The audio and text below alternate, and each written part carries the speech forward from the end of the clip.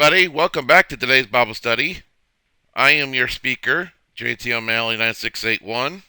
Yeah, it's time for me to do another one. I've had a lot of stuff in the way and haven't even been making any gaming videos ever since my Super Mario Brothers Let's Play. I've even had to step away from social media to not get so involved in it, because part of me has been changing and not for the good as a result. So I've had to really get myself together. But this Bible study is going to be about counting your costs. So go ahead and pause this video at your leisure and give yourselves a word of prayer before we get started.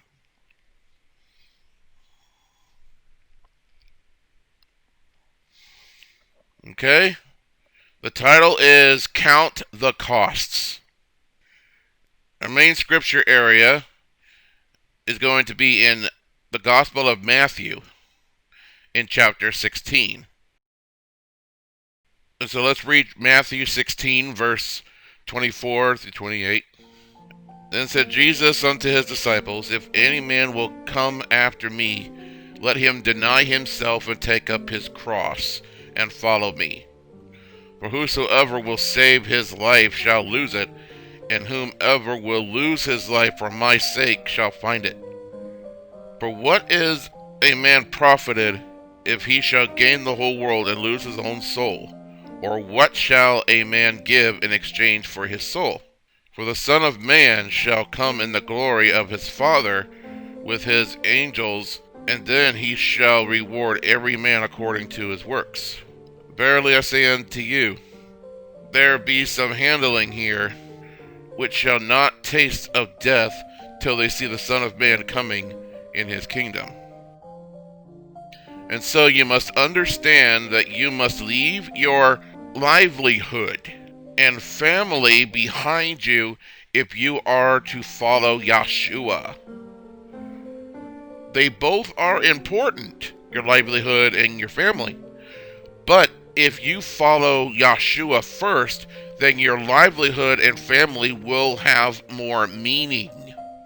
Now if we go to Matthew chapter 4 and read verse 18 through 22, And Jesus walked by the Sea of Galilee, saw two brethren, Simon called Peter, because Jesus renamed him to Peter, and Andrew his brother, casting a net into the sea, for they were fishers. And he said unto them, Follow me, and I will make you fishers of men. And straightway left their nets and followed him. And going on from thence, he saw other two brethren, James the son of Zebedee, and John his brother, in a ship with Zebedee their father, mending their nets, and he called them. And they immediately left the ship and their father and followed him. Another note here is that Yeshua paid for you with his blood. So you should live for Yeshua and not for yourself. Now if we go into 1 Corinthians chapter 6 verse 20, For you are bought with a price, therefore glorify God in your body and in your spirit, which are God's. Remember when Jesus said, when he was asked, should we pay taxes to Caesar or not? And he said, you give to Caesar what Caesar claims is Caesar's, which was the currency that they were using, because Caesar's inscription and picture was on those coins. So since Caesar wanted certain number of those, counting for taxes and whatnot, then you give Caesar what Caesar claims belongs to Caesar. But to give God what belongs to God, that's us. That's our bodies, our hearts, our spirits, our souls, our minds. If Jesus bought and paid for all of us to redeem us from our sins with his own blood. And now there are three keys to counting your costs. First, to deny yourself, which is leave your life for yourself alone. Like I stated before, that means not to just throw it all away and act like it doesn't exist, but things that to satisfy you and only you. If you are living that before Jesus, then you need to put it aside until you get yourself back in line with Jesus. Or if you're not born again, then you need to get yourself in line with Jesus and put things of this world to the side so that you can get to know Jesus. Number 2 is to pick up your staff or cross. It's not a problem to think of it as actually pick up your cross. But in Hebrew, to pick up your staff, if you go to the Odiot, which is the original Hebrew alphabet, some of the letters have been renamed, and the symbols have definitely been changed. But this is the original, or as close as you could possibly get. And the staff is the letter Lamed, and it's supposed to be a picture of a shepherd's staff, or any kind of a staff, really. Back in those days, I don't know if they still do it today, but holding a staff, as such, resembled a leader, like a shepherd is a leader of sheep, or a teacher. And see, Jesus is our leader, Jesus is our teacher, to protect and to steer the sheep. That's what Jesus does. He protects us, and he will steer us. Also, the yoke. Being yoked to Yahshua, like two oxen are yoked together.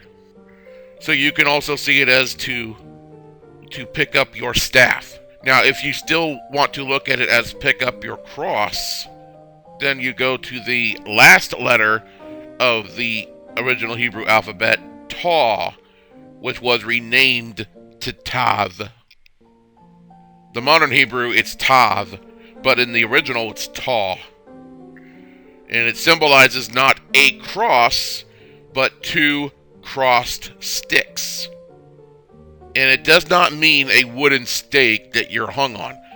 What it actually means is a mark. Because having a cross or 2 cross sticks, whether if it looks like the Latin cross or a plus sign or an X, they're still 2 cross sticks. That marks a location. You can look at it as a mark. It's also a sign. And it's also one's signature. And it's also a monument. If you notice on maps, not all maps have this, but if you notice on some maps, sometimes on the maps, you will see what looks like the Latin cross, and that usually represents either some kind of cathedral or church building. That marks a location, so it could represent that.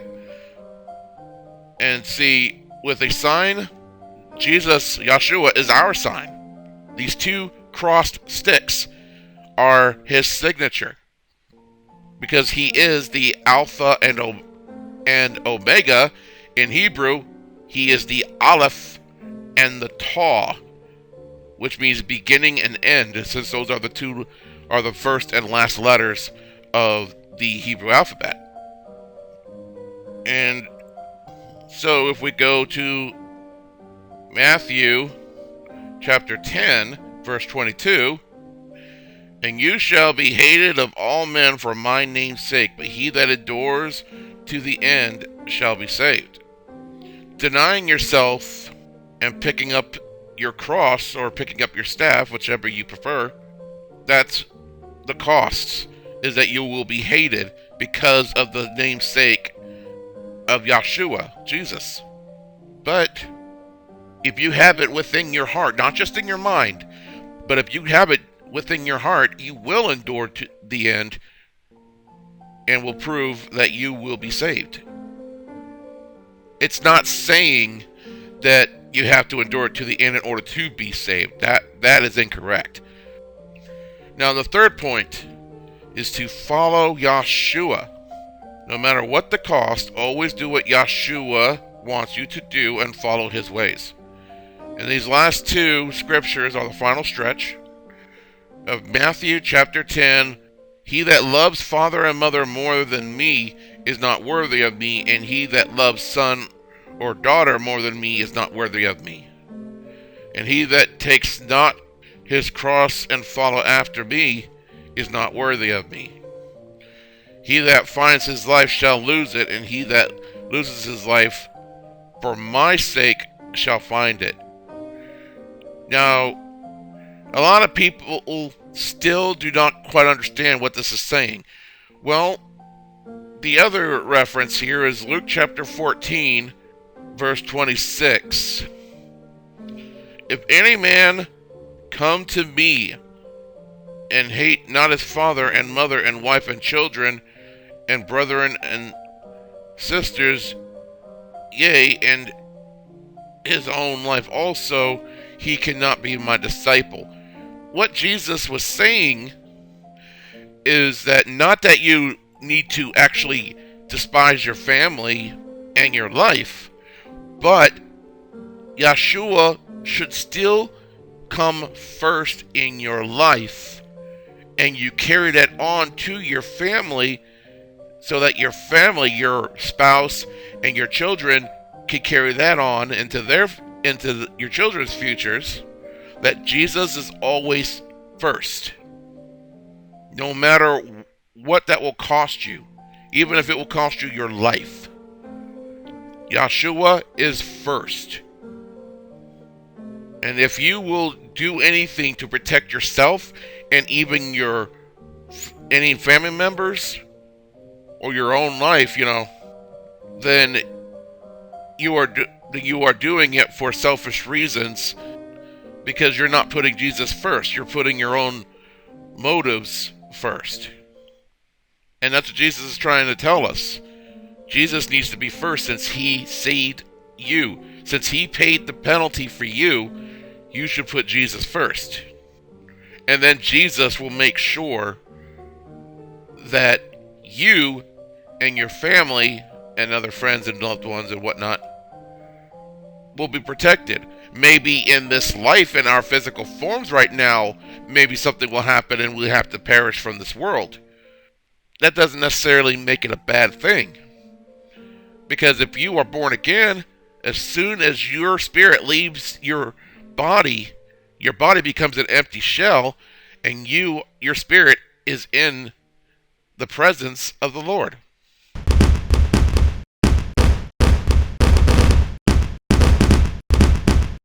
That's going to be it for this one, folks.